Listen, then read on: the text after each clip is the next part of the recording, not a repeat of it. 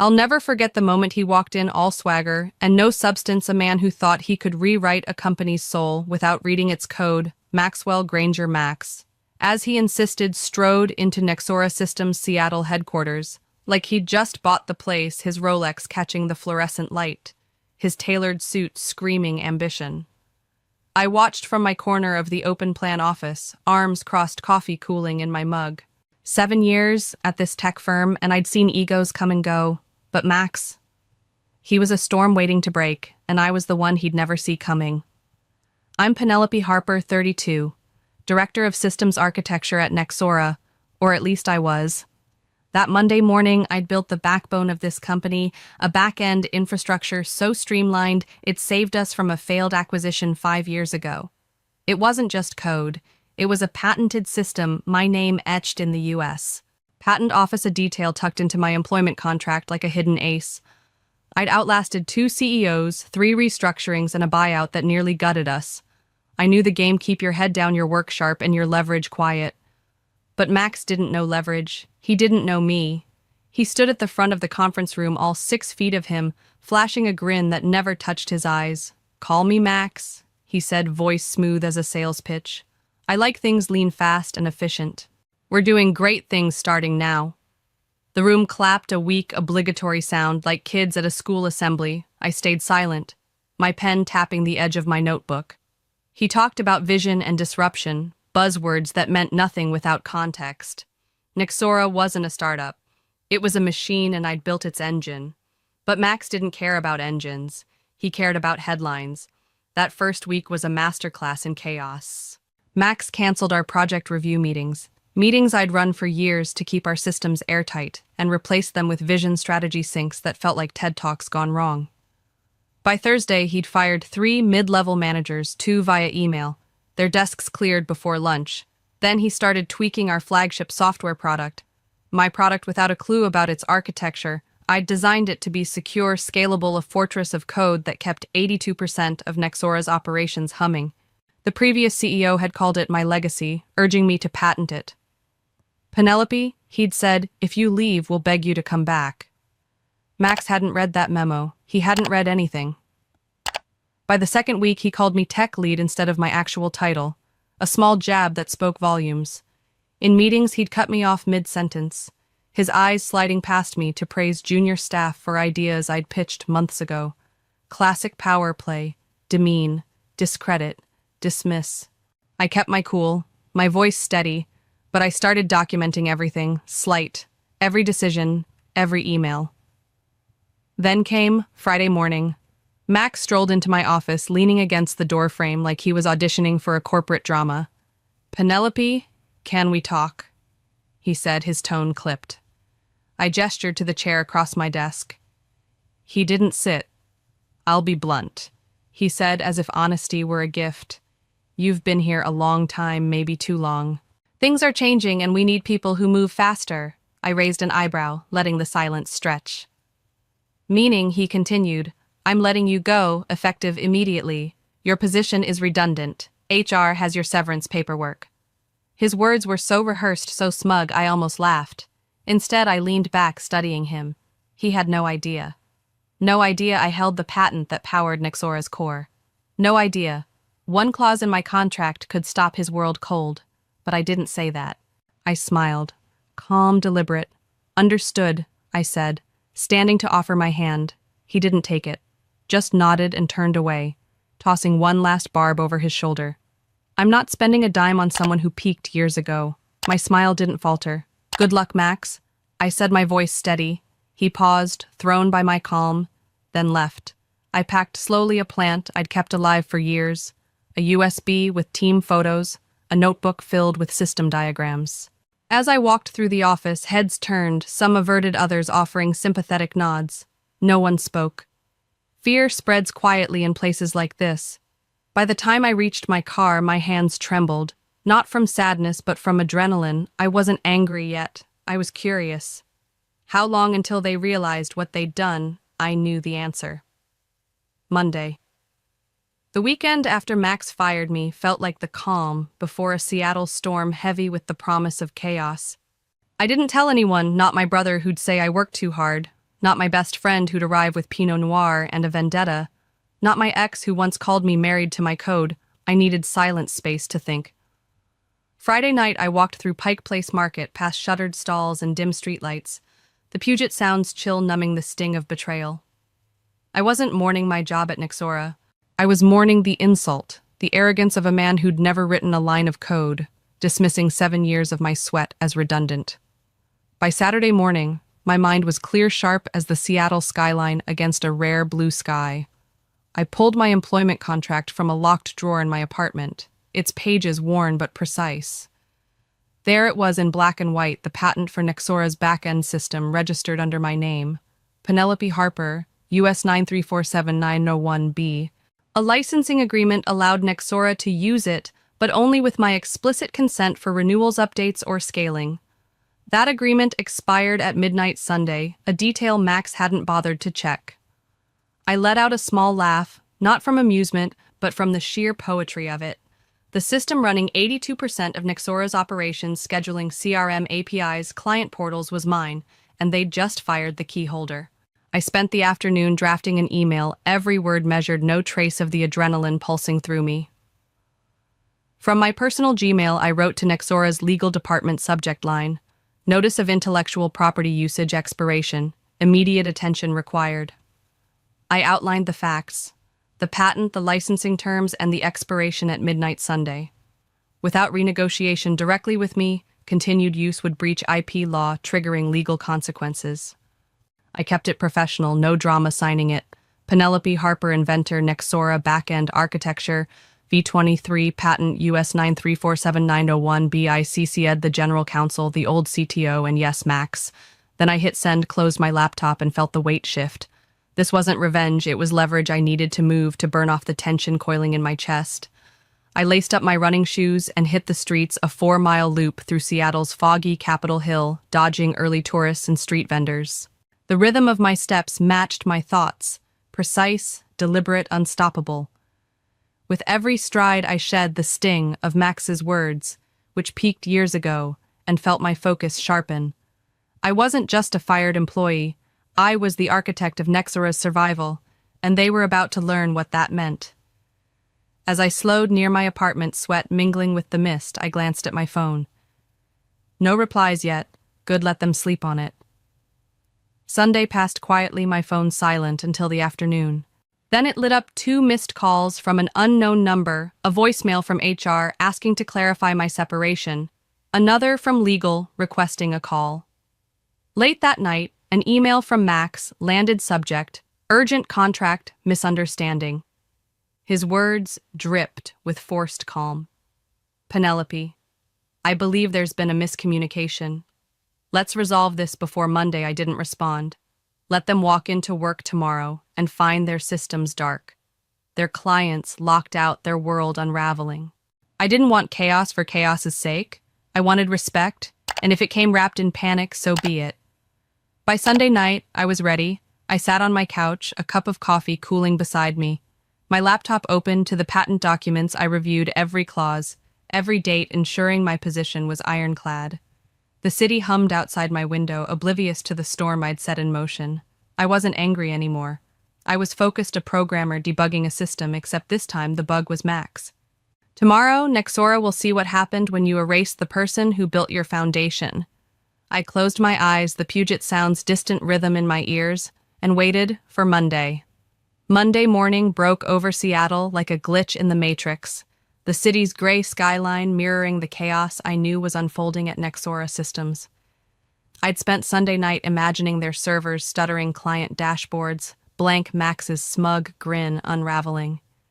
My email to legal had been a fuse, and today it ignited.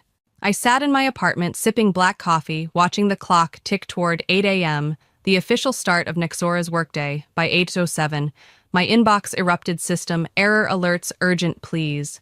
Max's name in all caps. I leaned back, pulse steady, and let the storm rage. This wasn't sabotage. It was a consequence, and I was its architect. The first email came from IT backend authentication failed, urgent. Then another from a product manager, clients can't access dashboards. Penelopey, please call. Max's was the third, a single line, "Emma, please call me now." He'd used the wrong name, a slip that made me smile, sharp and fleeting. I didn't call. My phone buzzed with voicemails, HR legal, a junior engineer I'd mentored her voice. Shaky. "Penelope, the whole system's down. What's happening?" I let them stack each one a brick in the wall Max had built around himself. Nexora's lifeblood scheduling CRM APIs, client portals ran on my patented system, and without my consent, it was legally dead. I sipped my coffee, the Puget Sound glinting outside my window, and waited for them to feel the weight.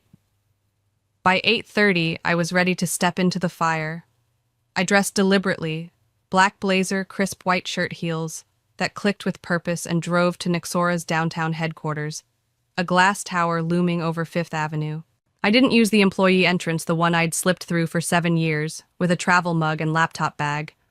Today, I walked through the front lobby, my heels echoing across the marble floor, a sound that turned heads.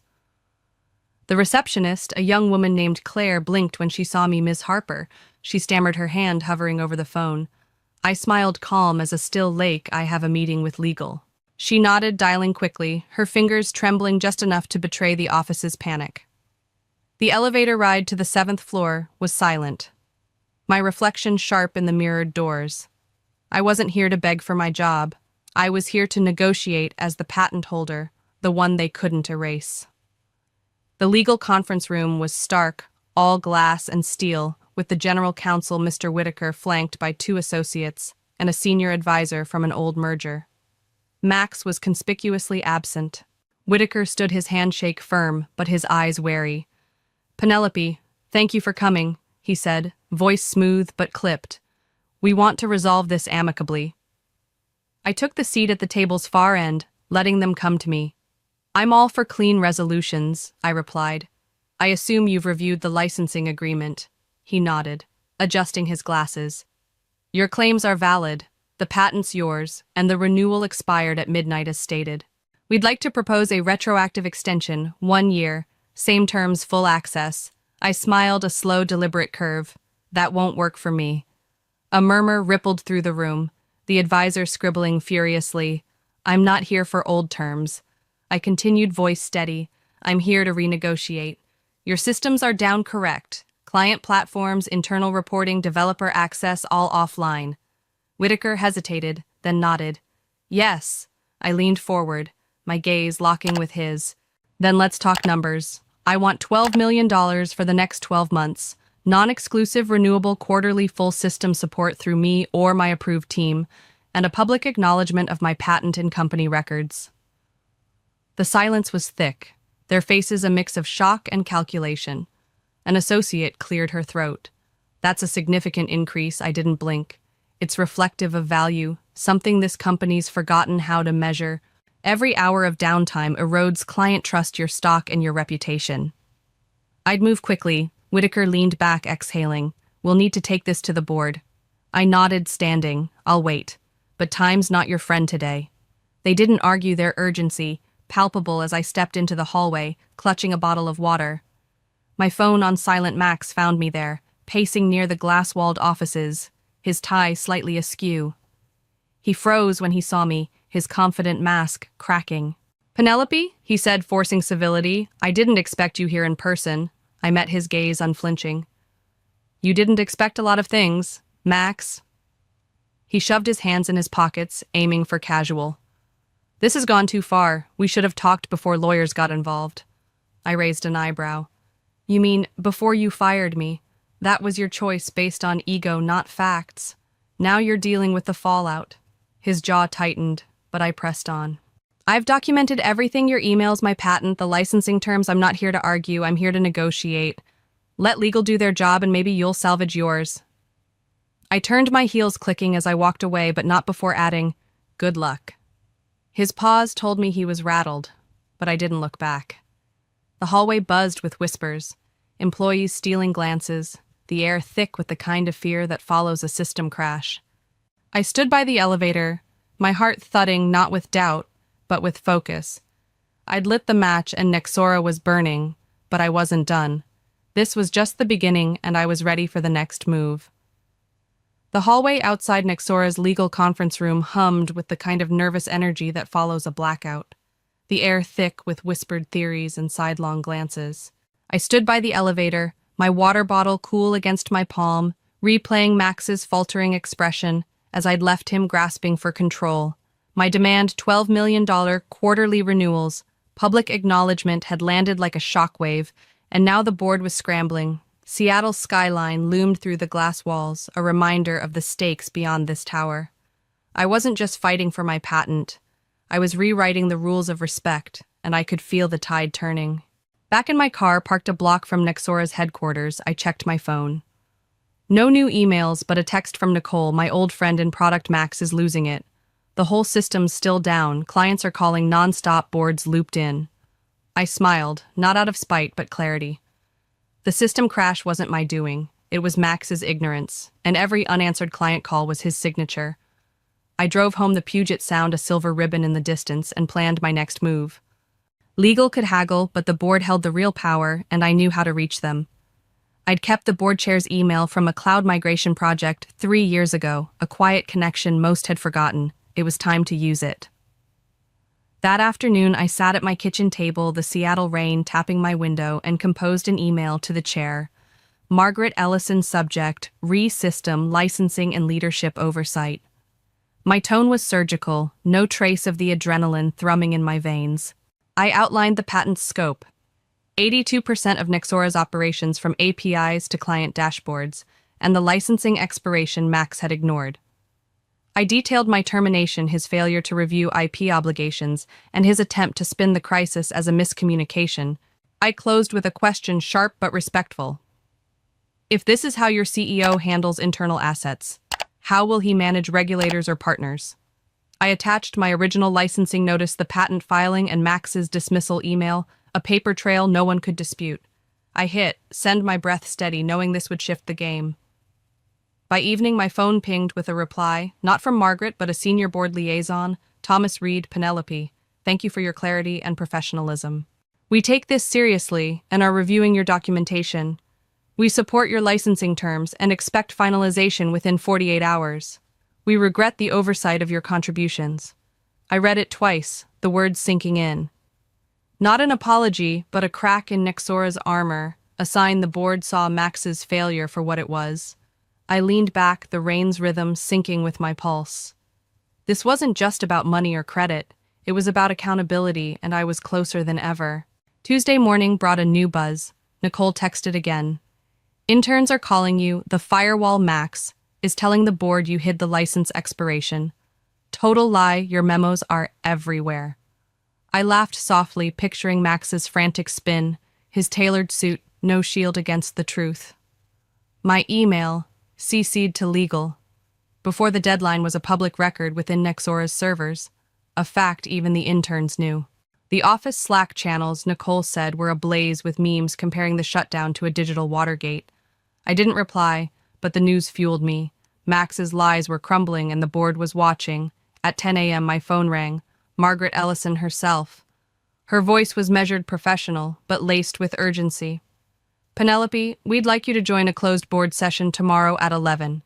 Your insight is critical. I paused, letting the weight of her words settle. 2 days ago I was redundant. Now I was critical. I'll be there, I said, my tone even. As I hung up, I felt the shift like code compiling without errors. The board wasn't just addressing my patent. They were questioning Max's leadership, and I was the key to their verdict. I spent the rest of the day preparing, not just for the meeting, but for the moment I'd walk back into Nexora, not as an employee, but as a force. I reviewed my notes, the patent's legal weight, and the system's impact, $300 million in annual revenue tied to my architecture. I practiced my delivery, keeping it calm, factual, and undeniable. Outside, Seattle's clouds parted briefly, sunlight glinting off the Space Needle.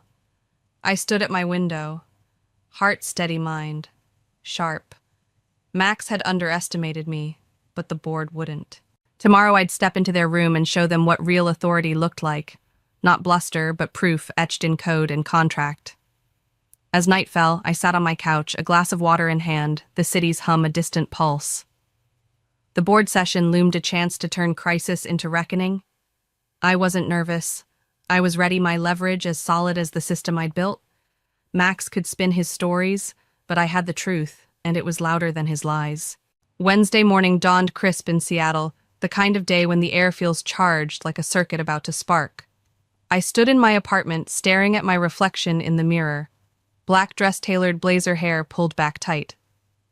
The board's invitation to their closed session at 11 a.m. wasn't just a meeting, it was a crucible, and I was ready to forge something new. Max's lies were fraying my email to the chair had shifted the ground, and Nexora's systems were still dark.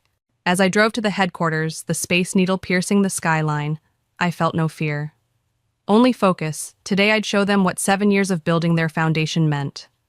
I arrived at Nexora's tower at 10:55. Bypassing the employee entrance again for the main lobby, my heels striking the marble with a rhythm that felt like a countdown. The receptionist Claire gave me a quick nod, her eyes wide with something like awe. "Top floor, Ms. Harper," she said, her voice hushed.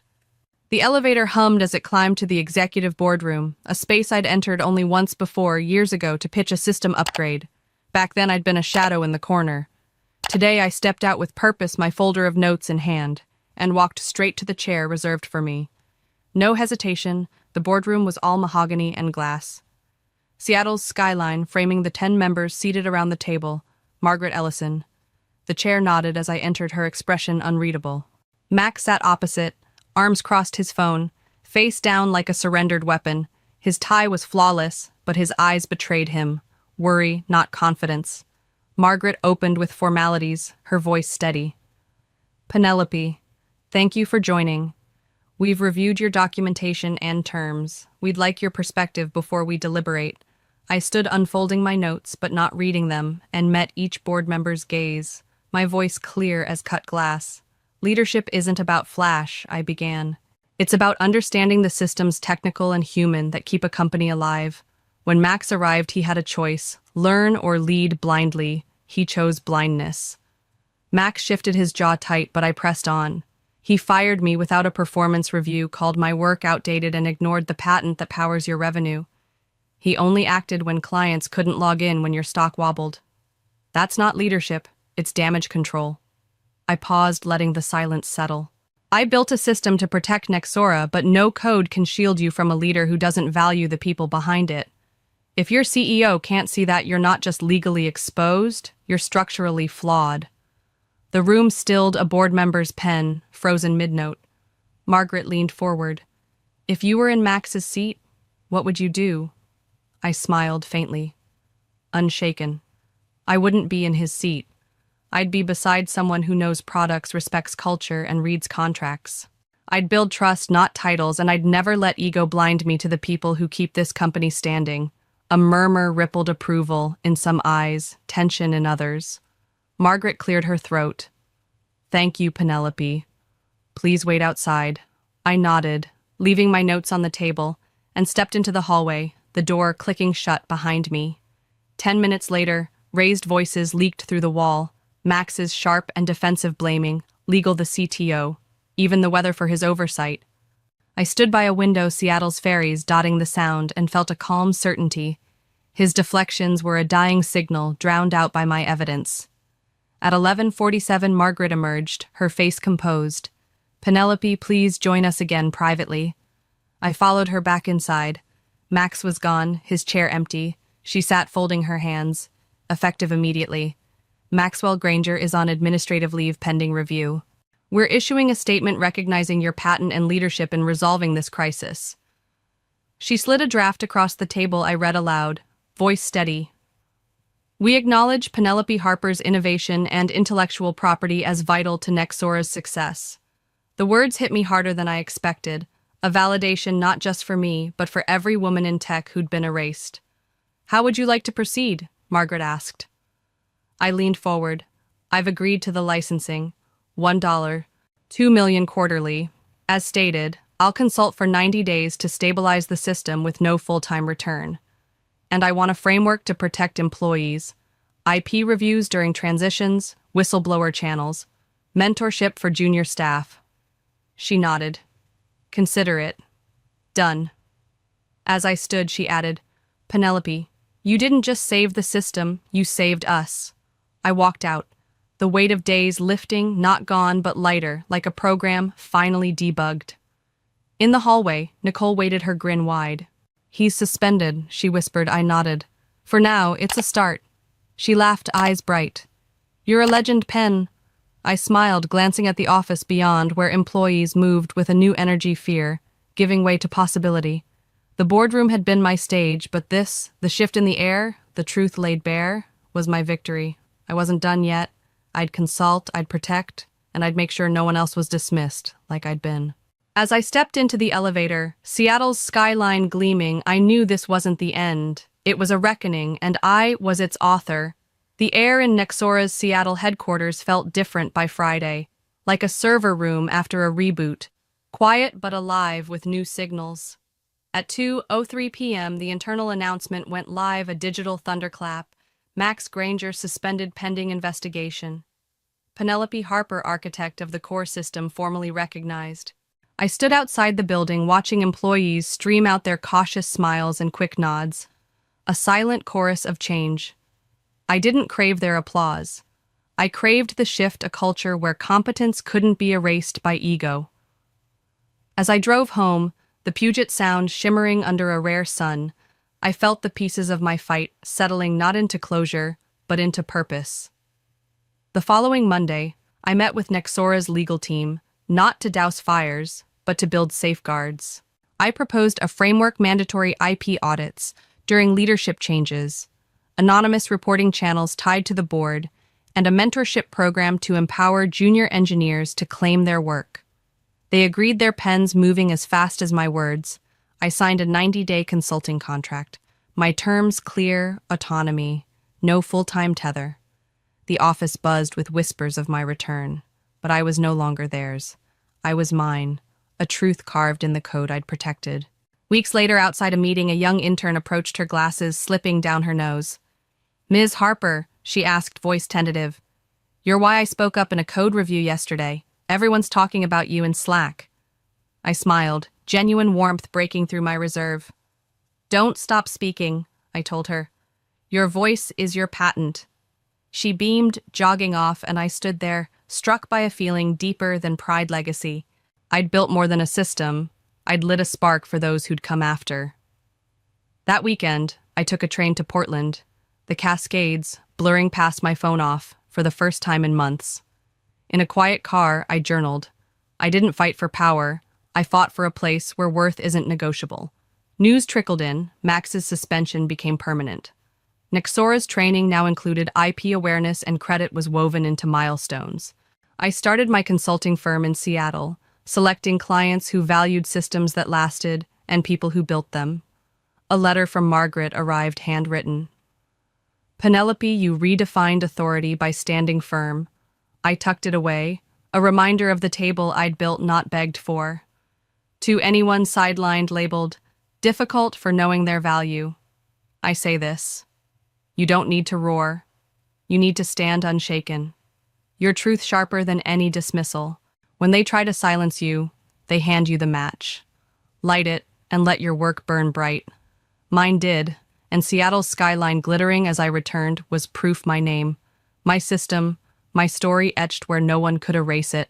They stood in my Seattle apartment like they owned it, my mother's perfume sharp as a blade, my brother's smirk a silent dare. I'm Olivia, 32, and I've built a life from scraps they never noticed. 6 figures, a corner office, a view of Puget Sound that glitters like a promise. But that Thursday, Victoria and Liam weren't here to admire my view. They wanted my money, and I was done bleeding for them. The air crackled with their expectations, and I felt the old weight of their voices, the ones that called me selfish, dramatic, too much. This time, I wouldn't bend. Victoria's heels clicked on my hardwood floor, her eyes scanning my furniture like she was pricing it. You're being selfish, Olivia, she said, voice smooth as ice. This is what family does. I'd heard those words before, when I was 13, handing over $200 in birthday cash so Liam could go to soccer camp. At 17, skipping prom to pay for my SAT tutor because they couldn't afford both. At 22, juggling 3 jobs through college while Liam, 36 now, burned through Dad's retirement on his 3rd failed business, still lounging rent-free in their Tacoma guest house. My arms were folded tightly. "No," I said. "I'm not giving you my money." Victoria blinked like I'd slapped her. Her lips thinned. "It's not your money. It's family money. We raised you." My pulse hammered, but my voice stayed steady. "You raised me to survive you, and I supported myself." She stood there, a stranger in my home, never once congratulating me on the job that got me here. $120,000 a year, full benefits. Liam leaned against my kitchen counter, smirking like he'd already won. "Look, Liv," he said, "it's not that deep. Just help out. My new startup's a sure thing." I met his eyes. "I'm not funding your 4th startup, Liam. You blew through Mom's emergency fund and Dad's 401k. I'm not next." His face twisted. "Wow, you think you're better than us now?" I didn't flinch. "No," I said softly. "I've always known I was." Victoria's eyes flashed. "We're your family. Without us, you'd be nothing." I opened the door, the Seattle drizzle hissing outside. "Then you'll be fine without me." She didn't move, her voice low. "You'll regret this. Blood is blood." I stared until she walked out, Liam trailing like a sulking child. The door clicked shut and I exhaled, thinking it was over. I was wrong. That Monday, 10 miles away at my office, the receptionist handed me an envelope, her face pale. "I'm sorry, Olivia. You have to sign." A man in a suit waited in the lobby, his smile smug. "Olivia, right? You've been served." My hand stayed steady until I read the first line in the break room, the fluorescent lights buzzing like wasps. Petition for conservatorship based on mental incompetence. I sat down hard, the paper trembling. They weren't just after my money, they wanted to erase me. I grew up in a house where silence was currency, love a transaction. In Tacoma, 35 miles south, Liam could have set the kitchen on fire and been called creative. I got grounded for a B+ in math. Favoritism wasn't subtle. It was a birthday with no candles. My name skipped at the dinner table, Mom telling neighbors, "Liam's our little genius," while I stood there, scholarship in hand. I learned early to keep records. At 11, I recorded Mom screaming, I stole her bracelet. Liam had pawned it for weed, but she never asked him. That file, backed up on 3 drives, was my armor. Back in my apartment, I opened my laptop, folders labeled by date, by pain, gaslighting, threats, manipulation. Voicemails played, Mom's voice cold. "Don't embarrass us, Olivia. Help Liam." Liam's laughter is in the background. My voice, small, then stronger. I wasn't crazy, just raised by people who needed me to think I was. My hands stopped shaking. They'd come for me, but I'd been ready for years. They trained me to survive, and now they'd face the woman I'd become. The Seattle skyline blinked through my window, a city that didn't care about my past but held my future. I'm Olivia, 32, and my family's court papers sat on my desk like a loaded gun. Mental incompetence, a lie to steal my life. I'd survived their games before, but this was war, and I couldn't fight alone. My laptop glowed with evidence, years of their words weaponized against me. I needed allies, people who'd see the truth beneath their polished lies. The city hummed and I picked up my phone, heart racing, to call the one person who'd always had my back. Nico answered on the second ring, his voice sharp. "Liv, what's wrong?" I exhaled, the weight of the papers pressing my chest. "They're trying to put me under conservatorship, claiming I'm unfit." Silence then. What the actual hell? Nico, my college debate partner, knew the scars of my Tacoma childhood. Liam's tantrums, Mom's ice, Dad's absence. "I need help," I said. "Legal help, and I think I know who to ask." He didn't hesitate. "Send me everything. We'll bury them." I smiled, the first in days, and emailed him my archive. Texts, recordings, screenshots of Liam's 2 a.m. demands for cash. Next, I pulled out an old photo album from last Christmas, buried in my parents' attic under tax forms and Liam's baby teeth. 35 miles away. A 1993 picture showed Mom, younger, beside a woman with my eyes. The back read, "Yvette, don't tell Derek," in faded ink. Mom said Yvette was dead. Google said otherwise, a family lawyer in Bellevue, 15 miles east, with Mom's maiden name. I drove through the drizzle, clutching the photo like a talisman, and walked into Yvette McBride's office unannounced. The receptionist hesitated. "No appointment?" I swallowed. "It's about Victoria." Her eyes flickered. "Wait here." 10 minutes later, Yvette emerged, mid-60s, silver hair in a tight bun, suit sharp as her gaze. She stopped, eyes widening. "Olivia?" I nodded, handing her the photo. "This was in their attic. You're in it." Her jaw tightened as she stared. "I didn't think she kept this." I pulled the court papers from my bag. "They're claiming I'm mentally unfit to take my finances." Yvette scanned them, her face unreadable. "This is serious." I met her eyes. "That's why I'm here. You're the only one they erased like me." She leaned back, tapping the papers. "Do you have evidence?" I opened my laptop, voicemails, texts, a clip of Liam demanding $5,000. Her eyes sharpened. "Send me everything. We'll file a response and request a hearing." I nodded, relief flooding me. "Thank you." She paused. "Olivia, do you understand what you're starting?" I didn't blink. They started it. Back in Seattle, I drove 12 miles to Renton to meet Savannah, Liam's ex, in her small, clean apartment. A dog barked from the back. She stood in the doorway, arms crossed, sharper than when I'd last seen her at a family dinner. "Why now?" she asked. I leaned forward. "Because you know who Liam is, and I think you're tired of pretending."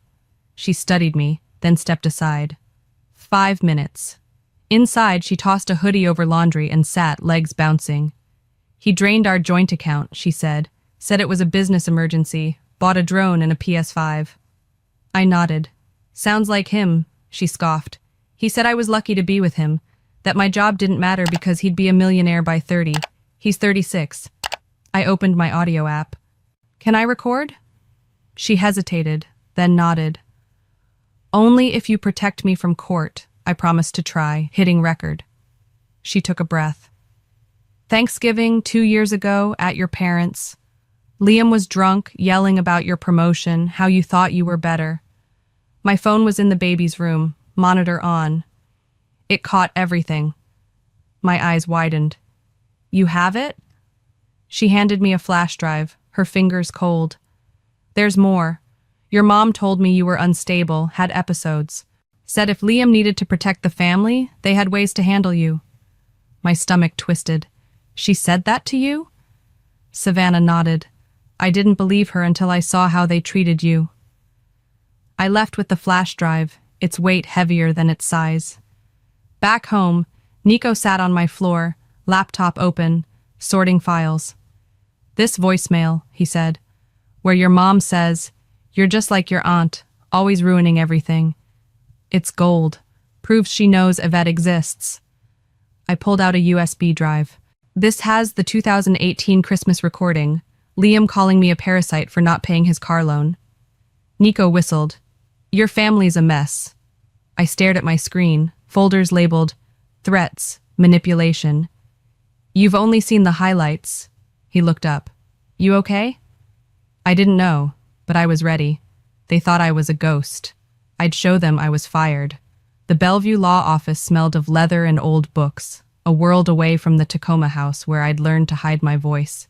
I'm Olivia, 32, and my laptop sat open on Yvette's desk, its folders, gaslighting, threats, manipulation, a map of my survival. The conservatorship petition loomed like a storm, but I wasn't alone anymore. Nico's tech skills, Savannah's flash drive, and Yvette's legal mind were my arsenal. The Seattle rain tapped the windows, steady as a pulse, and I felt it. The shift from fear to fight. My family thought they'd break me. They'd forgotten who they'd trained. Yvette leaned back in her chair, eyes scanning a text from Liam demanding $5,000 at 2 a.m. "This is gold," she said, her voice sharp as her suit. "It shows intent, pattern, and character." I nodded, the weight of years lifting slightly. "What's our move?" She tapped a pen against the desk. We file a response to the petition, request a hearing, and submit this as evidence. Savannah's Thanksgiving recording, your voicemails, the texts. We'll need more, though. Medical records, employment history, anything proving you're stable. I pulled a folder from my bag. School records, performance reviews, no debt, no diagnoses. Clean. She took it, her lips twitching. They underestimated you. She paused, eyes narrowing. There's something else. The photo you found. Your mom and I with Thomas. I think he's your real father. My breath caught.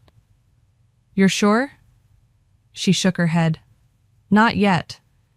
But Victoria changed your birth certificate in 1995. If Derek isn't your father, their claim collapses. My stomach churned. Why would she do that? Yvette's gaze hardened. Money. If you're Derek's daughter, they can tie your finances to a family trust.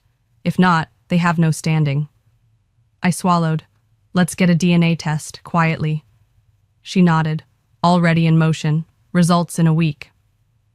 Back in my Seattle apartment, 15 miles away, Nico sprawled on my couch, laptop glowing. This 2018 Christmas recording, he said, where Liam screams you're a parasite for not paying his car loan, it's brutal. I sat beside him, the city lights flickering outside. Play it. Liam's voice slurred through the speakers, Mom's in the background. Olivia, don't make a scene. Nico winced. This shows they've been gaslighting you forever. I nodded, pulling up a voicemail from Mom. You're just like your aunt, always ruining everything. Nico grinned. That's admissible. Proves Yvette exists, and they lied about her. We sorted files late into the night, labeling them admissible evidence. A text from Savannah popped up, a bank statement showing Liam used her name for a $10,000 credit line. He said Victoria would cover it, she wrote. I forwarded it to Yvette. This is fraud, I said. Nico looked up, eyes serious. Liv, this isn't just about the conservatorship, it's bigger. I stared at the folders, my life reduced to timestamps and pain. It always was. He nudged my shoulder. You're ready for this? I didn't know if I was, but I wasn't backing down. The next morning, Yvette emailed a draft response to the petition, CCing me. We're requesting an independent psych evaluation, she wrote. Voluntary. It'll shut down their mental incompetence claim. I read the document, her words precise, cutting. She'd attached Savannah's recording and my financial records. $120,000 salary, no missed payments. My hands shook, not from fear, but from power. They'd called me unstable, but I'd built a life they couldn't touch. Now, I'd use it to bury them. I met Nico at a diner, 5 miles from my office, sliding him a USB drive. More texts, I said. Liam threatening to ruin me if I didn't send $3,000 last year. He plugged it in, whistling. This guy's a walking lawsuit. I sipped my coffee, the steam curling like resolve. He's about to find out. Yvette's words echoed. They underestimated you. They had. I wasn't just fighting for my money. I was fighting for my name, my truth, my life. The hearing was 2 weeks away, and I was sharpening my blades. The Tacoma house loomed in the midnight dark, 35 miles from my Seattle sanctuary, its silence thicker than the rain. I'm Olivia, 32, and the attic safe held secrets my family thought buried. Yvette's DNA test was pending, but I needed more proof of their lies beyond my recordings. The conservatorship hearing was closing in, and the mediation session tomorrow would test my resolve. My key still worked, the door creaking as I slipped inside, heart pounding. They'd tried to erase me, but I was rewriting the story. The attic smelled of dust and deceit, Christmas boxes hiding the safe I'd glimpsed as a kid. Victoria always called its contents boring paperwork. I knelt, fingers tracing the dial. Liam's birthday, proof of their favoritism, clicked it open. Inside, folders spilled out, tax returns, legal documents, and an envelope with my name in shaky handwriting. I opened it, breath hitching. Olivia, if you're reading this, I failed you. I watched you grow, stronger than Victoria ever imagined. You deserve the truth. Love, Yvette. My eyes stung. She'd been there, silenced like me, but she'd left me a lifeline. Another envelope, addressed to Victoria, held a 1995 birth certificate, mine, listing Derek as my father. A notarized letter contradicted it, hinting at Thomas as my real father. My chest tightened. They'd rewritten my identity for a trust fund, funneling my grandfather's money to Liam alone. I stuffed the papers in my bag, the attic walls closing in. Downstairs, the house was still, but it felt alive with their lies. I drove back to Seattle, the envelope burning in my passenger seat. The next day, the Tacoma house smelled of lemon cleaner and pretense, 35 miles from my truth. Court-mandated mediation was a trap, but Yvette said it was strategic. Let them expose themselves. Victoria greeted me with a fake smile. "Olivia, you look tired." I stepped inside, voice steady. "You look desperate." Derek clutched a mug in the living room, avoiding my eyes. The mediator, a calm woman in her 50s, opened her notebook. "Let's begin." Victoria started, voice syrupy. "We love our daughter, but she's under stress, making irrational decisions." I snorted. "Like not giving you my money?" Victoria's smile faltered. "Like accusing us of theft." I slid a printed email across the table. 2017, Mom asking me to co-sign a $20,000 loan for Liam. I'd refused, and she'd called me a selfish little girl. The mediator raised an eyebrow. Victoria's face stayed blank. Out of context, I pulled another, a text from Liam. "Send me $5,000 or I'll ruin you."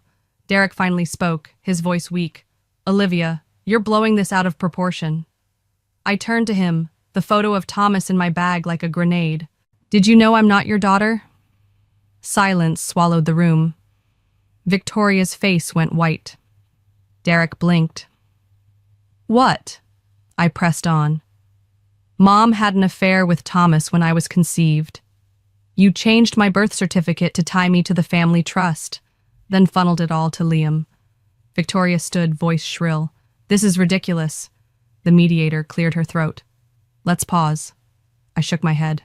"No, we're finishing." Victoria leaned over the table, eyes wild. "You think you can destroy us? You're a bitter little girl with daddy issues." I stood, bag in hand. "No, I'm a woman with evidence." I turned to Derek. "Did you know?" He didn't answer. Victoria snapped. He knew. He didn't care, as long as the money stayed in the family. Derek flinched. "Victoria." I stared at him. "You're worse than she is." I walked out, the door slamming behind me. The rain hit my face, but I felt alive, unburied. Back in Seattle, I called Yvette, voice steady. "I found papers in the safe. My original birth certificate, a letter about Thomas, proof they stole my inheritance." She exhaled. "That's dynamite. If the DNA confirms Thomas is your father, their case is dead." I opened the envelope, rereading Yvette's letter. "There's more. She wrote to me, said I was stronger than they imagined." Yvette's voice softened. "She's right."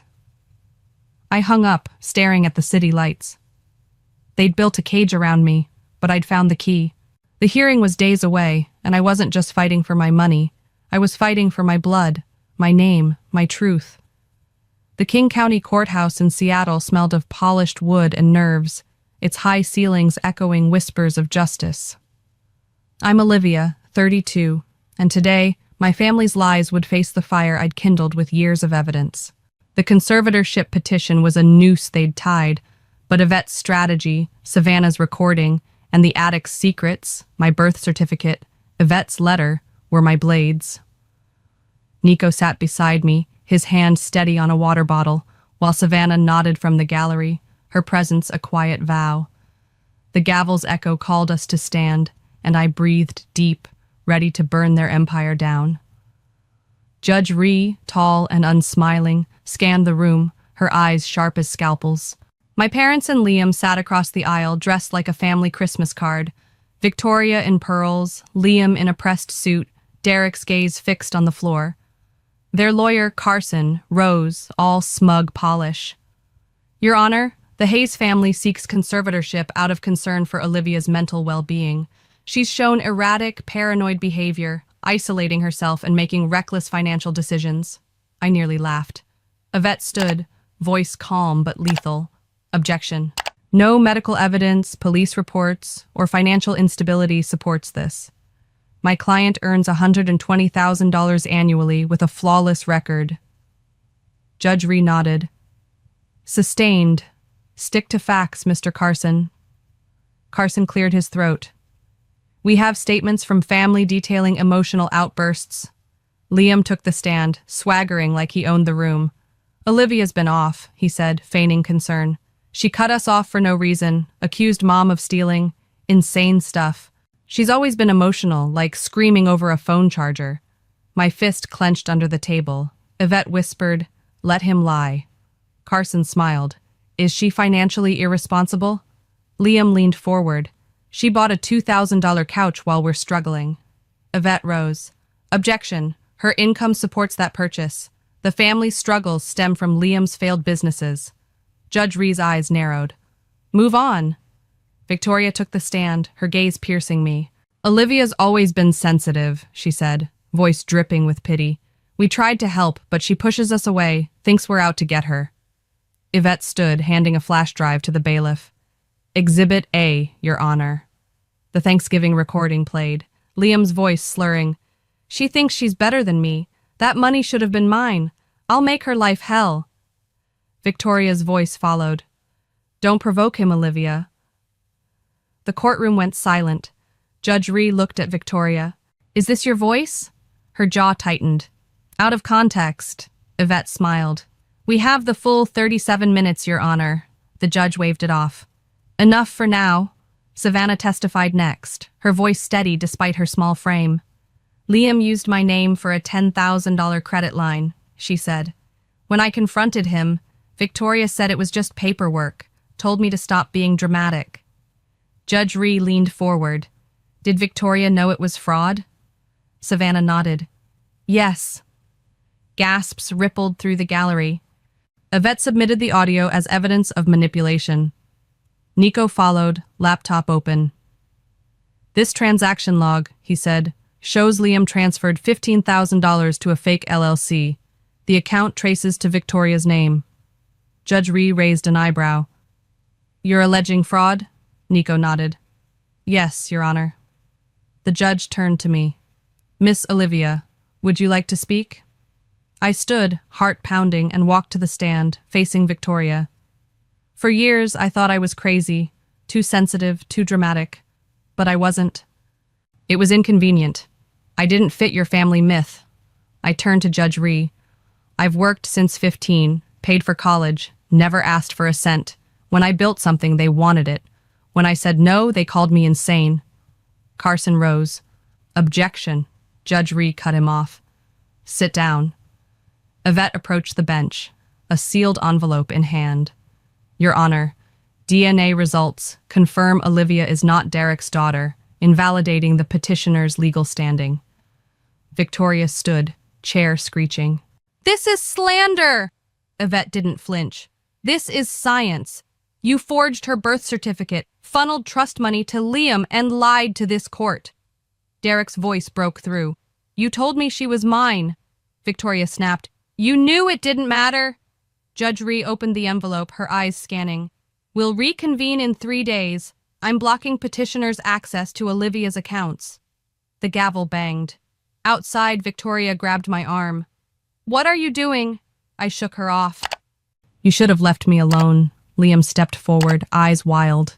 This isn't over. I met his gaze. You already lost. Yvette appeared behind me. Step back, Liam.